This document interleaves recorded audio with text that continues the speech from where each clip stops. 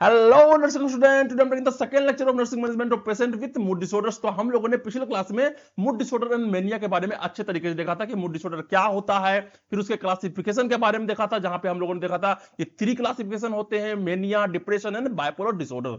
तो हम लोगों ने मेनली रूप से मेनिया को अच्छे तरीके से पढ़ा था, वो भी डिटेल रूप से पढ़ा था, अलग अलग एग्जाम्पल को लेकर, अलग अलग स्टोरी के माध्यम से कि मेनिया क्या होता है, उसके कारण क्या होते हैं, उसके साइन एंड सिम्टम्स क्या होते हैं, उसके डायग्नोसिस किस तरीके से करते हैं, नर्सिंग मैनेजमेंट क्या होता है, नर्सिंग डायग्नोसिस क्या होता है। इन सारे चीजों को जो है हम लोगों ने अच्छे तरीके से पढ़ने का प्रयास किया था और जाना भी था कि ये क्या होता है। ओके, तो आज के लेक्चर में जिस टॉपिक को हम लोग कंप्लीट करने वाले हैं वो मूड डिसऑर्डर का सेकंड क्लासिफिकेशन है और जिसका नाम है डिप्रेशन। क्या है यहां पर? डिप्रेशन। अब सभी लोग जानते होंगे कि डिप्रेशन क्या होता है एक तरीके से, और हर एक के लाइफ में कभी ना कभी डिप्रेशन आता ही है। उस दौर से गुजरता है जहां पर इंसान जो है दुख होता है, किसी से बातें नहीं करता है, अकेलापन महसूस करता है, अकेले रूम में बंद रहता है। इस तरीके की चीज जो है डिप्रेशन में देखने को मिलता है। और अगर जो है ये क्रोनिक लेवल पे पहुंच जाए, मींस वो कंडीशन जो कि लगातार चलता ही रहे, तो that is called the depression. इसी को हम लोग डिप्रेशन बोलते हैं। ठीक है, तो हम लोग जो है आज के लेक्चर में अच्छे तरीके से डिटेल के रूप में पढ़ेंगे डिप्रेशन क्या होता है, इसके कारण क्या होते हैं, कौन कौन से साइन एंड सिम्टम जो है इस डिप्रेशन में देखने को मिलते हैं। इन सभी चीज के बारे में आज हम लोग बात करने वाले हैं। ओके, तो बिना समय को गवाते हुए जो है हम लोग सबसे फर्स्ट स्लाइड में चलते हैं और यहां पे देखते हैं सबसे फर्स्ट टॉपिक वो है डिप्रेशन।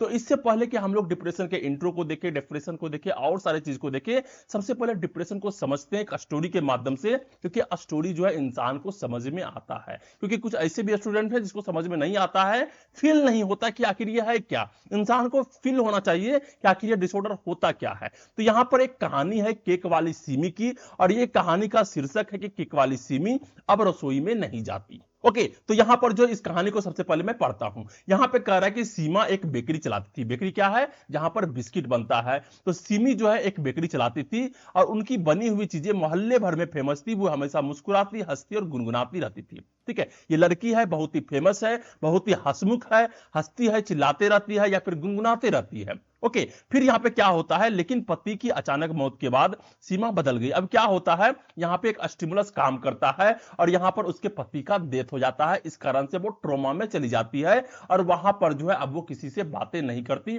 गुमसुम रहती है।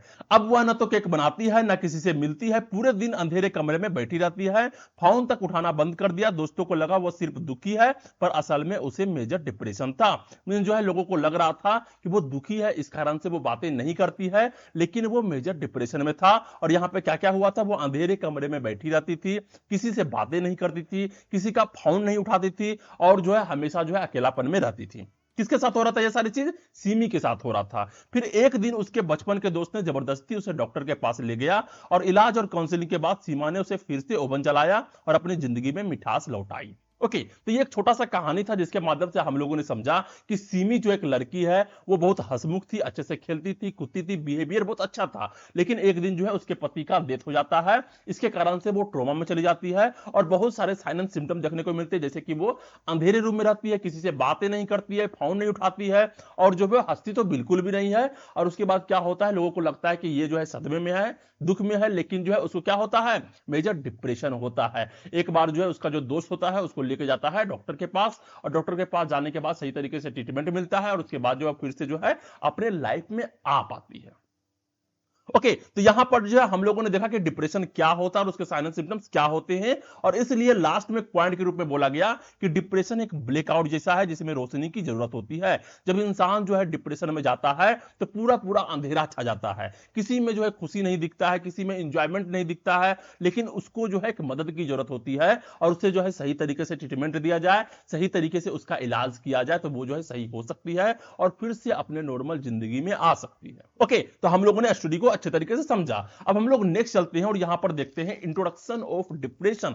अब सही रूप में देखते हैं कि आखिर यह डिप्रेशन होता क्या है। तो यहां पे कहा गया depression is a common but serious mental illness. क्या कह रहा है यहां पे? ये कॉमन है, मींस जो है बहुत कॉमन है, हर एक को कभी ना कभी होता ही है, और ये एक सीरियस मेंटल इलनेस है। अगर क्रोनिक लेवल पे किसी इंसान को हो जाए तो ये बहुत सीरियस मेंटल इलनेस है।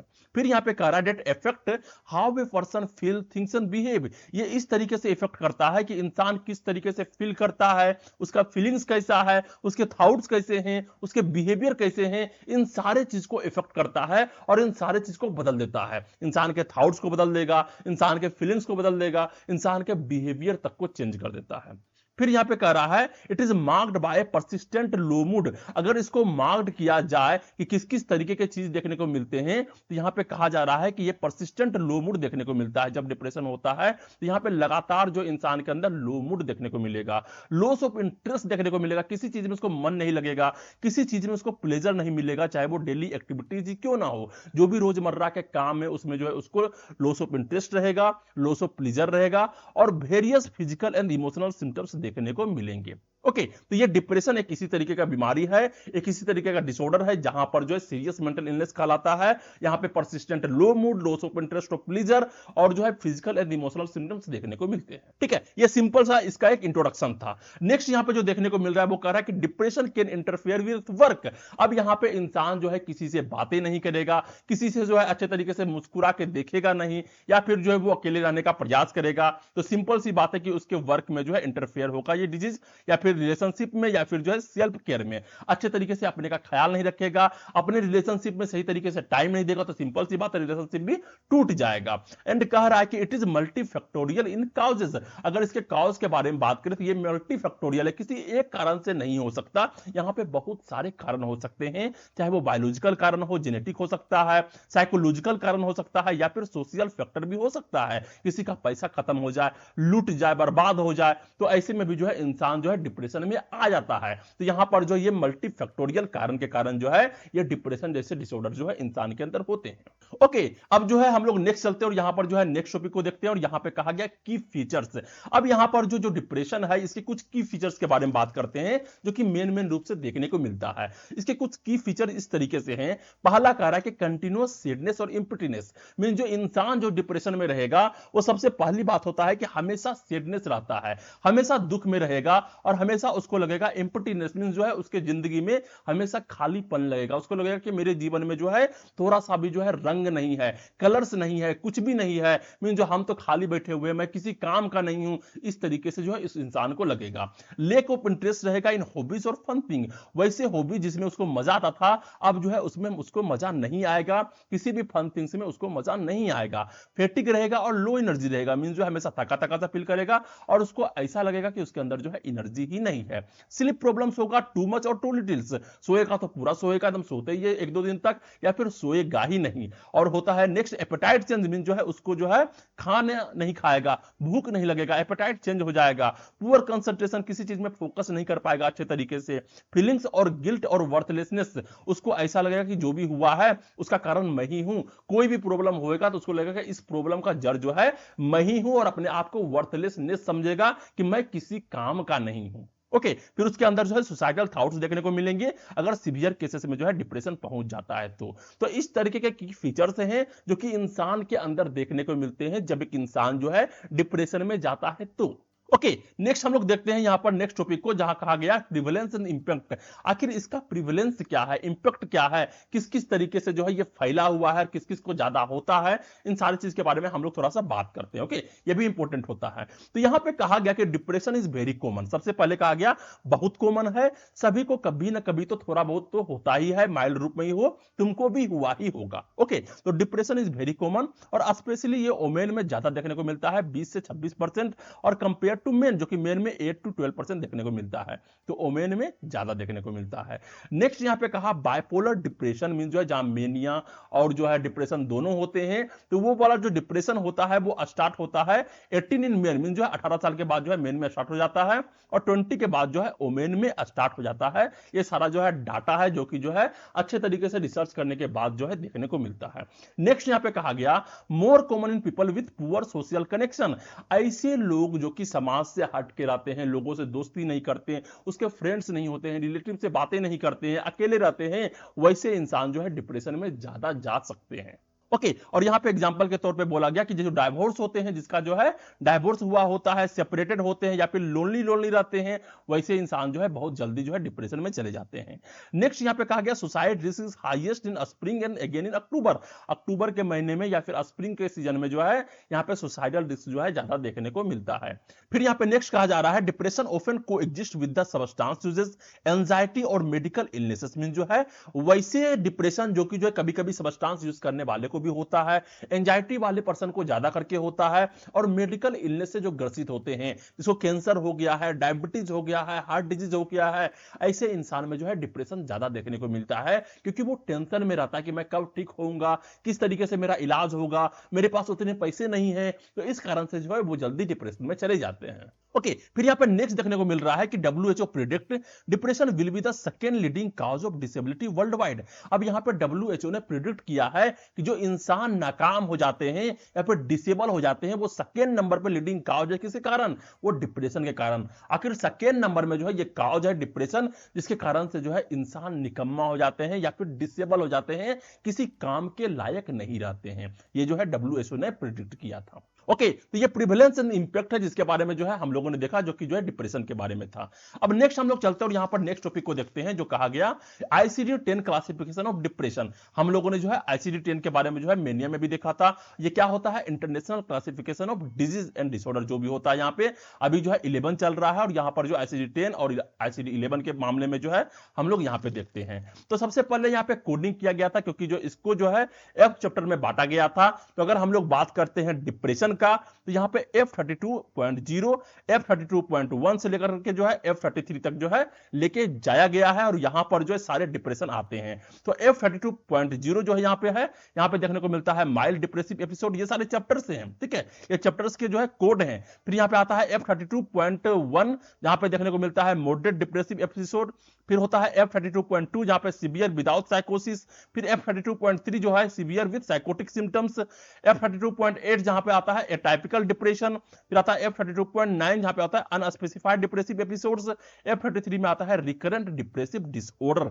ये सारे जो है डिप्रेशन के ही जो है अलग अलग टाइप से हैं, जहां पर किसी में जो है माइल्ड देखने को मिल रहा है, किसी में मॉडरेट देखने को मिल रहा है, किसी में सीवियर मिल रहा है और साइकोसिस के साथ है, जहां पर इंसान जो है वो जो है रियलिटी से कोई वास्ता नहीं रखेगा। फिर यहाँ पे सीवियर है विद साइकोटिक सिम्टम के साथ है। एटाइपिकल डिप्रेशन है, मतलब जो है किसी अलग रीजन से आया है, या फिर ऐसे डिप्रेशन जो कि जो है उसका सिम्टम्स ही अलग तरीके से है। अनस्पेसिफाइड डिप्रेसिव एपिसोड मीन जो है वहां पे अलग अलग तरीके के एपिसोड आ रहे हैं, मीन कभी ठीक हो जाता है, कभी फिर से चला आता है। कभी रिकरेंट डिप्रेसिव डिसऑर्डर में होता है कि मतलब अभी ठीक है, फिर आ रहा है, फिर आ रहा है, फिर आ रहा है, इस तरीके से रिकरेंट आते रहता है। तो इस तरीके के डिप्रेशन को जो है अलग अलग चैप्टर में बांटा गया है, और उसके हिसाब से जो है यहां पे ICD क्लासिफिकेशन के माध्यम से जो है WHO के द्वारा जो है दिया गया था। तो इसको याद करने का जरूरत है, कभी कभी जो है एग्जांपल के रूप में पूछ देता है, या फिर जो है कॉम्पिटिटिव एग्जाम में भी जो है इसके बारे में पूछता है कि ये वाला जो एपिसोड है वो किस चैप्टर में दिया गया है और किस पेज में दिया गया है। ओके फिर हम लोग नेक्स्ट चलते हैं और यहां पर देखते हैं काउजेस इटियोलॉजी ऑफ डिप्रेशन। आखिर डिप्रेशन किसके कारण से होता है, किस रीजन से होता है, इसके काउजेस क्या हैं। अब यहां पे पहले मैं बता देना चाहता हूं कि जो भी कारण से हैं उसको थोड़ा डिटेल में हम लोगों ने देने का प्रयास किया, ताकि तुम इसको असली में समझ सको। अब यहां पर जो हम लोग सीधा लिख सकते थे कि न्यूरोकेमिकल इनबैलेंस के कारण होता है, जेनेटिक्स के कारण होता है, या फिर इंडोक्राइन डिसफंक्शन के कारण होता है, लेकिन हम लोगों ने सोचा थोड़ा डिटेल से दिया जाए ताकि तुमको समझ में तो आए आखिर ये है तो इसका रीजन क्या है।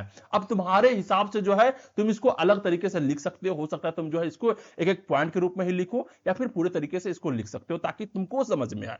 ओके तो यहां पर अगर हम लोग बात करते हैं बायोलॉजिकल थ्योरी का, तो यहां पे सबसे पहला देखने को मिलता है न्यूरोकेमिकल इनबैलेंसेस, मींस जो है उसके दिमाग में, उसके बॉडी में जो है न्यूरोकेमिकल इनबैलेंस के कारण जो है यहां पे डिप्रेशन देखने को मिलता है। तो किस तरीके का न्यूरोकेमिकल इनबैलेंसेस, तो सबसे पहले कहा सेरोटोनिन यहां पे डिक्रीज करेगा और नोराएपिनेफ्रिन जो है यहां पे डिक्रीज करेगा। अगर बॉडी में सेरोटोनिन एंड नोराएपिनेफ्रिन जो है यहां पे डिक्रीज करता है, जो कि न्यूरोट्रांसमीटर है, तो यहां पे क्लासिक डिप्रेशन सिम्टम्स देखने को मिलेंगे।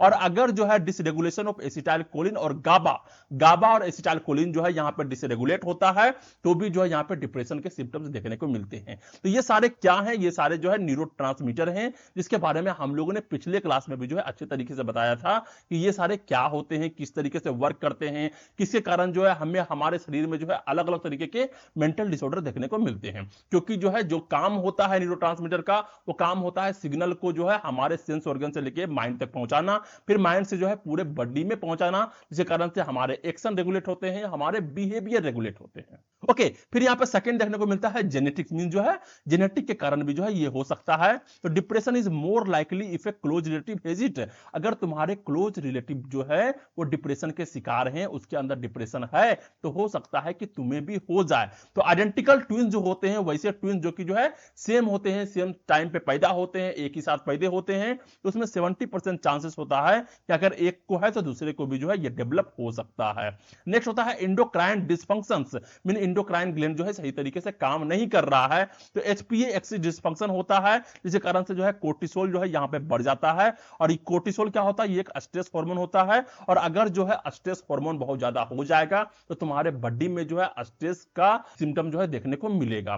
फिर यहां पे होता है थायराइड और हार्मोनल इम्बैलेंसेस आल्सो कंट्रीब्यूट, अगर थायराइड एंड हार्मोनल इम्बैलेंसेस होता है, थायराइड ग्लैंड जो है सही तरीके से काम नहीं करता है, सही तरीके से हार्मोन रेगुलेट नहीं करता है, तो यहां पर जो है तुमको इस तरीके के सिम्टम देखने को मिलेंगे जो कि जो है डिप्रेशन के होंगे। तो यहां पे इंडोक्राइन डिसफंक्शन के कारण भी जो हो सकता है, जेनेटिक के कारण भी हो सकता है, और न्यूरोकेमिकल इम्बैलेंसेस के कारण भी हो सकता है। ओके, फिर यहां पे नेक्स्ट देखने को मिल रहा है वो है सर्काडियन रिदम डिसरप्शन। यह क्या होता है, तो depression is linked to sleep wake cycle problem, अगर जो है तुम सही तरीके से सो नहीं रहे हो, सही तरीके से जाग नहीं रहे हो, अच्छे तरीके से तुम जो है काम नहीं करते हो, तो वहां पर भी इस तरीके से देखने को मिलता है। क्या कह रहा है, सर्काडियन रिदम डिसरप्शन। तो depression is linked to sleep wake cycle problem often seen in people with shift work और जेट लेग, वैसे इंसान जो कि शिफ्ट में काम करते हैं, खासकर मेडिकल वाले पर्सन, ठीक है, जो कि नाइट में काम करते हैं, दिन में सोते हैं, फिर कभी दिन में काम करते हैं, रात को सोते हैं, फिर जो है मिडिल वाला जो होता है इवनिंग ड्यूटी होता है, इवनिंग ड्यूटी करते हैं,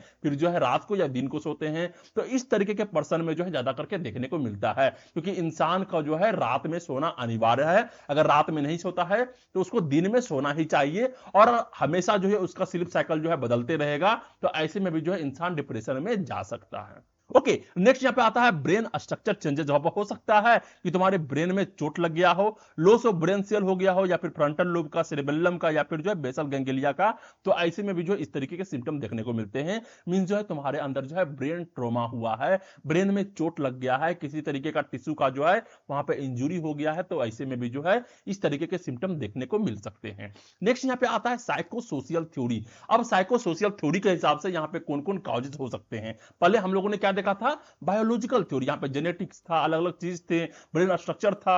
अब यहां पे साइकोसोशियल थ्योरीज के हिसाब से देखते हैं, तो सबसे पहला यहां पे बोला गया फ्रूड साइको एनालिटिकल थ्योरी के हिसाब से कि depression is caused by unresolved loss and regression too early developmental stages. Means अगर जो है किसी भी इंसान के अंदर जो है, या फिर किसी इंसान के लाइफ में कोई ऐसा लॉस हो जाए जिसको जो है वो लोग सोचा नहीं था, या फिर जो अनरिजॉल्व्ड लॉस हो जाता है, मींस जो है कभी सोचा नहीं था कि मेरे को जो है ये छोड़ना पड़ेगा, या फिर मेरे माता पिता जो इस तरीके से छोड़ के चले जाएंगे इतना जल्दी, और इस तरीके की चीज जो है अगर उसके अंदर देखने को मिलता है, उसके साथ जो है इस तरीके के आप बीती हो जाती है, तो ऐसे में जो है इंसान जो है वो डिप्रेशन में चला जाता है। नेक्स्ट आता है बिहेवियरल थ्योरी। यहां पे होता है रिपीटेड नेगेटिव लाइफ इवेंट्स और लर्नड हेल्पलेसनेस।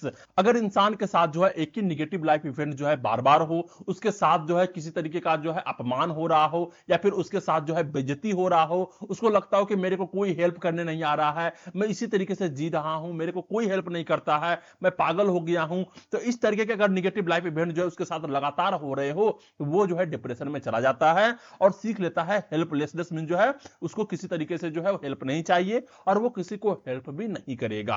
ओके, तो यहां पर जो है बिहेवियरल थ्योरी के हिसाब से जो है उसका बिहेवियर चेंज हो जाता है, वो अकेला रहना शुरू कर देता है, किसी से बातें नहीं करता है, बिल्कुल भी जो है किसी चीज में इंटरेस्ट नहीं लेता है, और इस तरीके से जो है वहां पे डिप्रेशन का जो है प्रॉब्लम देखने को मिल सकता है। ओके, अब यहां पर जो नेक्स्ट देखने को मिल रहा है वो है कॉग्निटिव थ्योरी। अब कॉग्निटिव थ्योरी के हिसाब से जो है अगर कोई ऐसा इंसान जो कि निगेटिव थॉट्स को रखता है, जैसे कि जो है ये वर्ल्ड जो है बहुत ही बुरा है, हम जो है बहुत बुरे हैं, या फिर जो है हमारा फ्यूचर बहुत खराब होने वाला है, मींस दुनिया के बारे में, अपने बारे में, या फिर अपने फ्यूचर के बारे में जो है हमेशा निगेटिव सोचता है कि ये दुनिया बहुत बुरा है, यहाँ पे लोग जो है किसी काम के नहीं है, सभी जो एक दूसरे को धोखा देते हैं, मैं भी बुरा हूं, मेरा फ्यूचर कभी अच्छा नहीं हो सकता, मेरा साथ जो है हमेशा खराबी होता है। तो इस तरीके के निगेटिव थॉट्स वाले पर्सन जो है जल्दी डिप्रेशन में चले जाते हैं। नेक्स्ट है सोशियोलॉजिकल थ्योरी के हिसाब से अगर हम लोग देखें तो लाइफ स्ट्रेसर के वजह से भी जो है लोग डिप्रेशन में चले जाते हैं। अब लाइफ स्ट्रेसर क्या हो गया, अगर जो है तुम किसी से प्यार करते थे, अचानक वो छोड़ के चली गई, या फिर उसका डेथ हो गया, जॉब चेंज हो गया, इलनेस हो गया, तो ये जो है ट्रिगर करता है डिप्रेशन को, और ऐसे में भी जो है इंसान डिप्रेशन में चले जाते हैं। अब यहां पर जो नेक्स्ट देखने को मिल रहा है वो है ट्रांजैक्शनल मॉडल ऑफ स्ट्रेस या एडेप्टेशन। अब यहां पे क्या होता है, यहां पे कहा कि डिप्रेशन इज काउज्ड बाय, पहला कह रहा है जेनेटिक या फिर बायोलॉजिकल रिस्क। अगर तुम्हारे लाइफ में या फिर तुम्हारे फैमिली में किसी को डिप्रेशन था तो ये हो सकता है, जो कि हम लोगों ने पहले भी देखा। नेक्स्ट कह रहा है अर्ली लाइफ ट्रॉमा, हो सकता है बचपन में जो है तुमको बहुत ज्यादा ट्रॉमा दिया गया हो, बहुत ज्यादा जो है तुम्हारे साथ दुष्व्यवहार किया गया हो, तो ऐसे में भी जो है इंसान जो है चला जाता है डिप्रेशन में। पुअर कोपिंग स्किल हो, जो है जब तुम्हारे लाइफ में प्रॉब्लम आ रहा है तो उस प्रॉब्लम से कैसे निपटना है वो तुमको नहीं आता हो, तुम्हारे लाइफ में एंजाइटी आ रहा है, टेंशन आ रहा है, कोई तुमको जो है बुरा भला बोल रहा है, तो उसको किस तरीके से निपटना है, किस तरीके से उसको मार के भगाना है, अगर तुमको नहीं आता है तो तुम जल्दी ही डिप्रेशन में जाओगे। या फिर लेक ऑफ सोशल सपोर्ट, तुमको सपोर्ट करने वाला कोई नहीं है, फैमिली नहीं है, फ्रेंड नहीं है, रिलेटिव नहीं है, तो ऐसे में भी जो है तुम किसी से बात नहीं कर पाओगे, अपने चीजों को शेयर नहीं कर पाओगे, जिस कारण से जो है तुम्हारे अंदर डिप्रेशन के सिम्टम्स आने शुरू हो सकते हैं। ओके, अब यहां पे नेक्स्ट देखने को मिलता है नेक्स्ट टॉपिक, और वो है साइकोपैथोलॉजी ऑफ डिप्रेशन। तो अभी तक हम लोगों ने देखा था कि किस किस तरीके के कॉजेज होते हैं और किस कारण से जो है डिप्रेशन देखने को मिलता है। अब यहां पे हम लोग देखते हैं साइकोपैथोलॉजी मीन जो है डिप्रेशन आखिर होता कैसे है, किस तरीके से होता है। तो यहां पे सबसे पहले कहा गया emotion go from normal sadness. सबसे पहले क्या होता है कि इंसान उदास होता है ना, कि मेरे को ये चीज नहीं मिला, मैंने ये चीज को खो दिया, और इस कारण से जो है वो जो है नॉर्मल सैडनेस में जाता है और पूरे तरीके से सैड रहना शुरू कर देता है। और यही सैडनेस के कारण जो है पैथोलॉजिकल डिप्रेशन होना शुरू होता है। इंसान के अंदर जो है अलग अलग तरीके के सिम्टम्स आने शुरू होते हैं, जिसके कारण से जो है उसके बॉडी में जो है चेंजेस देखने को मिलता है, किसी तरीके की बीमारी आने शुरू हो जाएंगे, तो पैथोलॉजिकल डिप्रेशन भी उसके अंदर देखने को मिल सकता है। फिर यहां पर नेक्स्ट जाता है कॉग्निटिव फंक्शन स्लो डाउन। अब इस कारण से क्या होगा, उसका कॉग्निटिव फंक्शन जो है धीरे धीरे स्लो होगा, उसका लर्निंग प्रोसेस, मेमोरी प्रोसेस, उसका थिंकिंग प्रोसेस जो है धीरे धीरे जो है डाउन होता चला जाएगा। और यहां पर क्या होगा, थॉट्स और डिलेट, सोचना जो है कम कर देगा या फिर धीरे धीरे सोचेगा। फिर यहां पे कह रहा है स्पीच इज स्लो, यहां पर जो उसका बोलने का जो कला होगा वो स्लो हो जाएगा। एक्शन और रिटार्डेड, जो भी जो है वो एक्शन लेता था, अच्छे तरीके से हॉबीज करता था, वो सारे जो है धीरे धीरे स्लो हो जाएंगे, और इस कारण से क्या होता है कॉग्निटिव फंक्शन जो है स्लो डाउन हो जाता है। और नेक्स्ट कर रहा है पेशेंट में deny being ill and hold tightly to irrational beliefs. और यहां पे क्या होता है कि पेशेंट जो है पूरे तरीके से डिनाई करेगा कि नहीं नहीं मेरे साथ तो कुछ भी नहीं हो रहा है, मेरे साथ तो वो ऐसा कुछ भी नहीं हो रहा है, मैं बहुत ठीक हूं, मेरे को किसी तरीके का बीमारी नहीं हुआ है, और किसी भी इरेशनल बिलीफ्स को जो है अच्छे तरीके से टाइट से पकड़ करके रखा रहेगा कि मेरे कारण ही जो है ये सारी चीज हुआ है, मेरे कारण ही जो है किसी का डेथ हुआ है, मैं ही अच्छा नहीं हूं। इस तरीके के थॉट्स को जो है अच्छे तरीके से पकड़ के रखेगा और कभी भी उसको छोड़ने का प्रयास नहीं करेगा। जैसे एग्जांपल में कहा गया आई एम गिल्टी, मैं ही गिल्टी हूं, मेरे कारण ही जो है सब कुछ हुआ है, या फिर आई डिजर्व पनिशमेंट, मेरे को जो है पनिशमेंट डिजर्व करता हूं और मेरे को पनिशमेंट मिलना चाहिए। और इस तरीके की चीज जो है उसके मुंह से हमेशा निकलते रहता है। तो शुरुआत कहां से होता है, शुरुआत होता है नॉर्मल सैडनेस से। नॉर्मल सैडनेस से जो है पैथोलॉजिकल डिप्रेशन आता है, वो पैथोलॉजिकल डिप्रेशन के बाद जो है कॉग्निटिव फंक्शन जो है धीरे धीरे स्लो होना शुरू होता है, और उसके बाद इंसान जो है इरेशनल बिलीफ्स को जो है पकड़ के रखे रहता है कि मैं ही सभी चीज का जड़ हूं, मेरे कारण ही जो है ये सारे प्रॉब्लम जो है निकल के आए हैं। ओके, फिर हम लोग नेक्स्ट चलते हैं और यहां पर देखने को मिलता है clinical feature of depressive episode. अब यहां पर जो है बहुत सारे क्लिनिकल फीचर्स के बारे में हम लोग बात करने वाले हैं, एक दो नहीं बहुत सारे बात करने वाले हैं, और यहां पे अलग अलग तरीके के क्लिनिकल फीचर जो है हम लोग को देखने को मिलते हैं। सबसे पहला अगर हम लोग बात करते हैं इमोशनल सिम्टम्स का, ठीक है, इमोशनल सिम्टम अगर हम लोग बात करते हैं तो पहला होता है प्रिवेसिव सैडनेस, ठीक है, प्रिवेसिव सैडनेस में जो है इंसान वहां पर जो है पूरे तरीके से जो है सैड रहेगा। नेक्स्ट है loss of interest in hobbies and people, अब उसको किसी चीज में जो है मजा नहीं आएगा, इंटरेस्ट नहीं आएगा किसी भी हॉबीज में, किसी भी लोग में।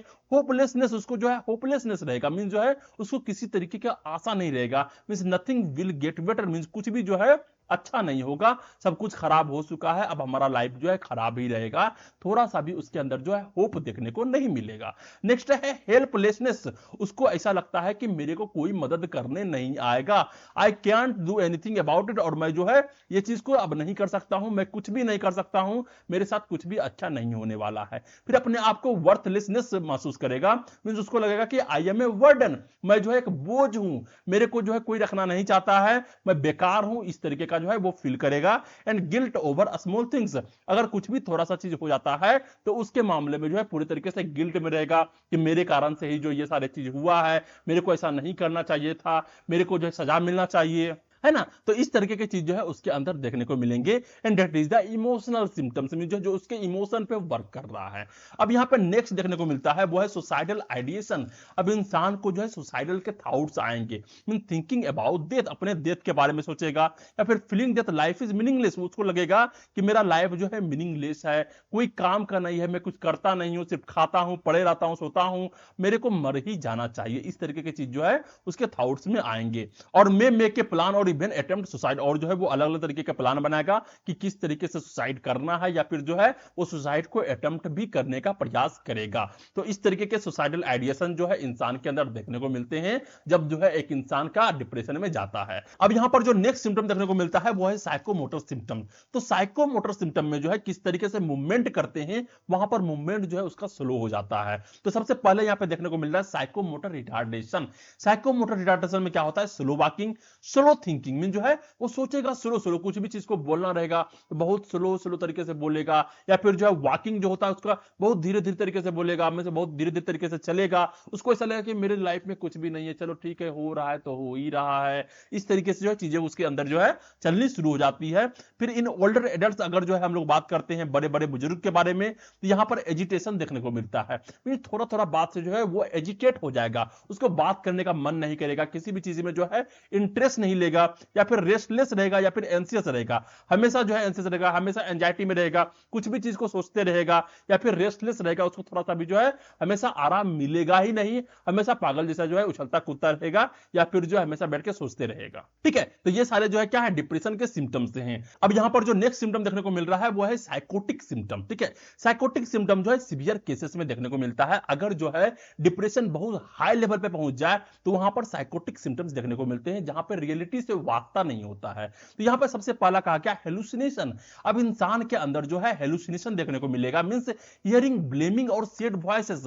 अब इंसान को ऐसा लगेगा कि उसको कोई ब्लेम कर रहा हो कि तुम्हारे कारण ही जो है सब कुछ हुआ है, और उसको अलग अलग तरीके की जो है आवाज सुनाई देने लगेंगे। ठीक है, नेक्स्ट होता है डिल्यूजन। डिल्यूजन क्या होता है, फॉल्स फिक्स्ड बिलीफ। अब यहां पे इंसान जो है किसी बिलीफ को पकड़ के रखेगा जिसका रियलिटी से कोई वास्ता नहीं है। अब यहां पे क्या होता है, गिल्ट महसूस करता है कि आई काउज द फ्लड, ये बाढ़ जो है मेरे कारण आया है। अब बाढ़ जो है किसी इंसान के कारण कैसे आ सकता है, लेकिन उसको लगता है कि जो बाढ़ आया है वो मेरे कारण ही आया है, जिसका रियलिटी से कोई वास्ता नहीं है। फिर प्रोवर्टी के बारे में बोलेगा, I will die broke, mean जो है मैं जो है पूरे तरीके से टूट करके मरूंगा, या फिर मैं पूरे कंगाली में या फिर गरीबी में मरूंगा। प्रोवर्टी के मामले में जो है वो अपने आप को इस तरीके से सोचता है। Next nihilism. निहिलिज्म क्या होता है, माई ऑर्गन आर मिसिंग। अब ये निहिलिज्म भी जो है एक तरीके का जो है बीमारी है, डिसऑर्डर है, या फिर साइकोलॉजिकल सिम्टम्स है, जहां पे लगता है कि मेरे बॉडी का जो है कोई पार्टिकुलर ऑर्गन जो है मिस है, मेरे को हाथ है ही नहीं, उसके पास हाथ रहेगा लेकिन उसको ऐसा लगेगा कि मेरे पास जो है हाथ नहीं है, मैं कुछ नहीं कर सकता हूं। ओके, फिर यहां पे आता है मूड इनकोग्रेंट डिल्यूजन। अब ये क्या होता है कि एलियन कंट्रोल मी पुअर प्रोग्नोसिस। अब यहां पे उस इंसान को ऐसा लगता है कि मेरे बॉडी को जो है एलियन कंट्रोल कर रहे हैं, मैं खुद से जो है अपने बॉडी को मूवमेंट नहीं कर रहा हूं, या फिर जो मैं बोल रहा हूं वो मैं खुद से नहीं बोल रहा हूं, मेरे को जो है कोई एलियन है, कोई शक्ति है जो मेरे को बुलवा रहा है, मेरे को जो है चलवा रहा है, मेरे से कोई काम करवा रहा है। इस तरीके की चीज जो है उसके अंदर देखने को मिलता है और उसको ऐसा फील होता है। ओके, अब यहां पर जो नेक्स्ट सिम्टम देखने को मिलता है वो है सोमेटिक मींस फिजिकल सिम्टम। तो जो है यहां पे फिजिकल सिम्टम्स भी देखने को मिलते हैं, जैसे कि स्लीप डिस्टर्बेंस मीन जो है अच्छे तरीके से नींद नहीं ले पाएगा। अर्ली मॉर्निंग वेकिंग मीन जो है वो जो है सुबह सुबह जो है उठ जाएगा, 2 बजे 3 बजे जो उठ के जो है खड़ा हो जाएगा, उसको नींद ही नहीं आएगा, पूरे तरीके से स्लीप डिस्टर्बेंस जो है देखने को मिलता है। नेक्स्ट होता है एपेटाइट, वेट लॉस और गेन। अब यहां पर जो अच्छे तरीके से खाना नहीं खाएगा, या फिर हो सकता है कि बहुत ज्यादा खाना खाना शुरू कर देगा, यहां पे एपेटाइट चेंज हो जाता है, या फिर जो है वेट लॉस हो जाएगा, या फिर गेन हो जाएगा। हेडेक देखने को मिलेगा, बैक पेन, बॉडी एक्सेस भी देखने को मिलेगा। Loss of sexual interest mean जो उसको अब सेक्स में मजा नहीं आएगा, उसको किसी तरीके का इंटरेस्ट नहीं रहेगा कि मेरे को किसी को अट्रैक्ट करना है या फिर जो है किसी से जो है सेक्स करना है। इस तरीके की चीज जो है उसके अंदर देखने को नहीं मिलेगा। या फिर मेंस्ट्रुअल इशू भी देखने को मिलता है, अगर जो है लेडीज में देखने को मिला तो मीन जो है अच्छे तरीके से पीरियड नहीं आ रहे हैं, क्योंकि हार्मोन जो है अच्छे तरीके से रेगुलेट नहीं हो रहे हैं। ओके, फिर यहां पे देखने को मिलता है next somatic symptoms of depression. अब यहां पे कुछ कुछ टॉपिक है जिसके बारे में हम लोग यहां पे बात करने वाले हैं। तो डिप्रेशन के कारण जो है बॉडी में किस किस तरीके के चेंजेस जो है देखने को मिलते हैं, थोड़ा डिटेल से देखते हैं। तो सबसे पहले कहा गया लॉस ऑफ एपेटाइट और वेट। अब क्योंकि जो है वो अच्छे तरीके से खाना नहीं खा रहा है, तो सिंपल सी बात है कि उसका बॉडी वेट जो है धीरे धीरे कम हो जाएगा। तो यहां पे नोटिसेबल ड्रॉप ऑन ईटिंग और बॉडी वेट यहां पर जो है यहां पे नोटिस तुम कर सकते हो कि उसका बॉडी वेट जो है क्या हो गया है, ड्रॉप कर गया, क्योंकि वो अच्छे तरीके से खाना नहीं खाता है। नेक्स्ट है अर्ली मॉर्निंग अवेकनिंग में जो है सुबह सुबह वो उठ जाएगा, waking up 2+ hour early then usual. Means अगर जो है वो 6 बजे उठता था, अब वो 4 बजे उठेगा। पहले वो 4 बजे उठता था, तो अब वो जो है 2 बजे ही उठ के खड़ा हो जाएगा। ओके, फिर यहां पे कहता है डायोरिनल वेरिएशन। डायोरिनल वेरिएशन क्या होता है, mood is worst in the morning and may slightly improve later. Mean जो जैसे वो सुबह सुबह उठेगा, उसका मूड जो है पूरे तरीके से खराब रहेगा, पागल जैसा करना शुरू कर देगा कि मेरे साथ ऐसा क्यों हुआ, क्यों मैं उठ गया, मतलब पूरी तरीके से जो है वो डिप्रेशन में रहेगा। और जैसे ही जो है धीरे धीरे जो है मॉर्निंग से इवनिंग तक पहुंचेगा, धीरे धीरे जो है उसका मूड जो है थोड़ा थोड़ा अच्छा होना शुरू हो जाएगा। नेक्स्ट होता है lake of interest and pleaser. किसी भी चीज में जो है उसको मजा नहीं आएगा, लेक ऑफ इंटरेस्ट रहेगा, लेक ऑफ प्लीजर रहेगा। No joy in thing that used to be fun. जिस चीज में उसको पहले मजा आता था, चाहे वो कलाकारी हो, सिंगिंग हो, डांसिंग हो, जो भी हो, अब जो है उस चीज में उसको मजा नहीं आएगा। ओके, नेक्स्ट यहां पे कह रहा है साइकोमोटर चेंजेस। साइकोमोटर चेंजेस क्या होता है, agitation, restlessness and retardation means slow movement and speech. ये सारे चीज जो है उसके अंदर देखने को मिलेंगे। तो इस चीज के बारे में जो हम लोगों ने पहले भी देखा था, लेकिन एक बार फिर से यहां पर जो अलग तरीके से बताया गया कि सोमेटिक सिम्टम्स ऑफ डिप्रेशन क्या क्या होता है। ओके, अब यहां पर जो नेक्स्ट सिम्टम देखने को मिल रहा है वो है सिम्टम्स ऑफ डिप्रेशन। अब यहां पर जो कॉमन कॉमन सिम्टम के बारे में बात करते हैं, जो कि बहुत ही कॉमन है और बहुत ही इंपॉर्टेंट है। मीन जो है हम लोग इसके बारे में पहले भी देख चुके हैं। अब यहां पे क्या है कि थोड़ा डिटेल से इसको बताने का प्रयास किया है, लेकिन अगर तुमको इतना डिटेल से नोट्स नहीं बनाना है, तो यहां पर जो है तुम सिर्फ जो है मेन मेन पॉइंट्स को रख सकते हो, जैसे कि सैडनेस हो गया, स्लीप डिस्टर्बेंस हो गया, फेटिग हो गया, थॉट्स ऑफ डेथ हो गया, एपेथी हो गया। तो इस तरीके की चीज जो है तुम यहां पे लिख के नोट्स बना सकते हो। ठीक है, तो सबसे पहले आता है सैडनेस, जो कि बहुत इंपॉर्टेंट है, क्योंकि डिप्रेशन है तो इंसान यहां पे सैड ही रहेगा।